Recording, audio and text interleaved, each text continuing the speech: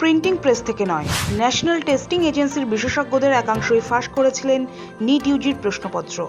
এমনই চাঞ্চল্যকর দাবি করা হলো সিবিআই এর চার্জশিটে। বিতর্কিত নিটের প্রশ্নপত্র ফাঁসের ঘটনাটি কোনো সাধারণ জালিয়াতি নয় বা শেষ মুহূর্তে ঘটে যাওয়া প্রশ্ন ফাঁসের ঘটনা নয়। এটি ছিল একাধিক রাজ্যের নেটওয়ার্ক নিয়ে সুসংগঠিত এক গভীর চক্রান্ত।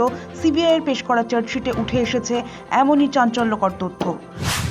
সবচেয়ে বড় বিষয়, এনটিএর তরফ থেকে নিযুক্ত পদার্থবিদ্যা, রসায়ন এবং উদ্ভিদবিদ্যার 3 জন বিষয়ভিত্তিক বিশেষজ্ঞ সরাসরি এই অপরাধমূলক ষড়যন্ত্রের সঙ্গে যুক্ত ছিলেন।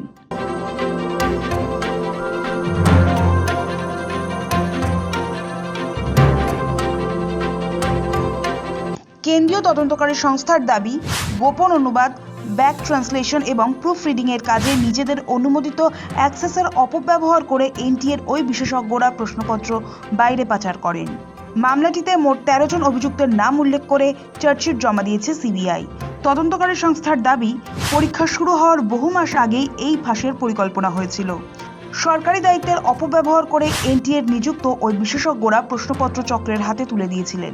সিবিআই এর চার্জশিট অনুযায়ী বোটানি জুলজির বিশেষজ্ঞ মনীষা গুরুনাথ মন্ধারে, কেমিস্ট্রির বিশেষজ্ঞ পিভি কুলকার্নি এবং ফিজিক্সের বিশেষজ্ঞ মনীষা সঞ্জয় হাবলদার ফাঁস করেন প্রশ্নপত্রের তথ্য।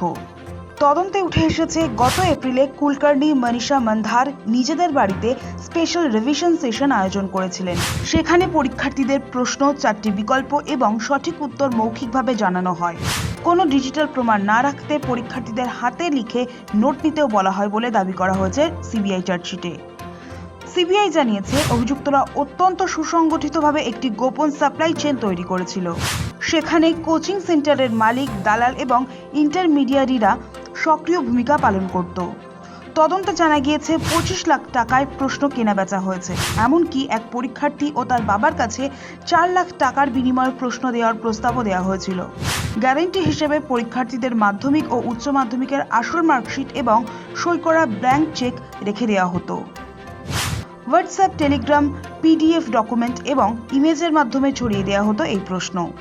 বাজেয়াপ্ত মোবাইল ফোনের ফরেন্সিক ডিজিটাল রিপোর্ট থেকে নিট নামাঙ্কিত একাধিক হোয়াটসঅ্যাপ গ্রুপ ও টেলিগ্রাম চ্যাটের সন্ধান পেয়েছে সিবিআই, যেখানে ফাঁস হওয়া প্রশ্ন আদান প্রদান করা হয়েছিল।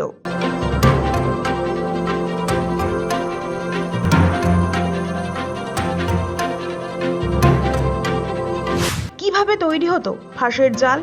জানা গিয়েছে, অভিযুক্তদের একজন শুভম খায়রানার 25 লাখ টাকায় ধনঞ্জয় লোখান্ডের কাছ থেকে প্রশ্ন কিনেছিলেন। ধনঞ্জয় সেই প্রশ্ন পেয়েছিলেন মনীষা ওয়াঘমারে নামে এক মহিলার থেকে।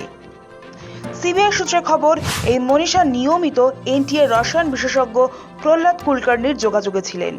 কুলকার্নি ওই প্রশ্নপত্রের মারাঠি থেকে ইংরেজিতে ব্যাক ট্রান্সলেশনের দায়িত্বে ছিলেন। ছাত্রছাত্রীদের মাধ্যম বানিয়ে এনটিএ বিশেষজ্ঞদের কাছে পৌঁছত চক্রের মাথারা। এমনকি এনটিএর এক বিশেষজ্ঞ প্রশ্নপত্র হাতে পাওয়ার পর অফলাইনে রিভিশন ক্লাস নেওয়ার নামে ফাঁস করা প্রশ্নই পড়িয়েছিলেন বলে অভিযোগ তোলা হয়েছে চার্জশিটে।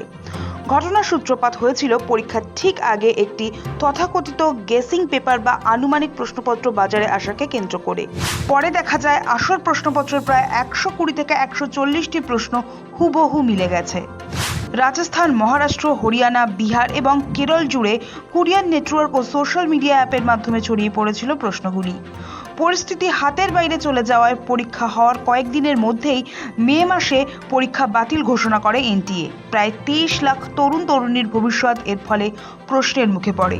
সিবিআই ভারতীয় ন্যায় সংহিতা, দুর্নীতি প্রতিরোধ আইন এবং public examination prevention of unfair means act 2024-এর বিভিন্ন ধারায় অভিযুক্তদের বিরুদ্ধে মামলা রুজু করেছে। আপাতত 13 জন অভিযুক্তই জেল হেফাজতে রয়েছে। 10ই আগস্ট অর্থাৎ আগামী সোমবার সিবিআই এর জমা দেওয়া চার্জশিট বিবেচনা করে পরবর্তী সিদ্ধান্ত জানাবে রাউস অ্যাভিনিউ আদালত। ব্যুরো রিপোর্ট, সময়, কলকাতা।